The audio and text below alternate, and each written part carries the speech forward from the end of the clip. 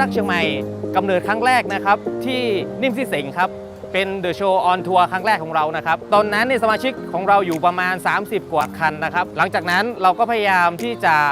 พัฒนาและต่อยอดมานะครับจนถึงวันนี้ที่เรามาถึงเดอะโชว์ออนทัวร์ครั้งที่9นะครับซึ่งจัดที่บิ๊กซีดอนจัดนะครับเราพยายามจะสร้างฟู้ดทรัคเชียงใหม่ของเราเป็นต้นแบบนะครับเพื่อจะพัฒนา8จังหวัดภาคเหนือของเรานะครับครั้งต่อไปเราออนทัวร์ที่กาดฝรั่งนะครับในวันที่15 เมษายนนะครับก็จะมีเดอะโชว์ฟู้ดทรัคเชียงใหม่ไปร่วมกันประมาณ20 กว่าคันนะครับแล้วก็ใกล้ๆนี้สถานที่ประจำของเราที่สามารถไปเจอได้ทุกเสาร์แรกของเดือนนะครับที่กาดฝรั่งวินเลจนะครับในส่วนของ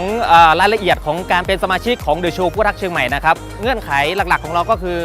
แค่คุณเป็นผู้ประกอบการฟู้ดทรัคมีฟู้ดทรัคนะครับไม่จำกัดยี่ห้อหรือรูปแบบไหนนะครับถ่ายรูปเมนูอาหารราคาส่งชื่อเบอร์โทรเข้าไปสมัครนะครับเข้าไปที่เพจของเรานะครับเดอะโชว์ฟู้ดทรัคเชียงใหม่นะครับหลังจากนั้นเราก็จะ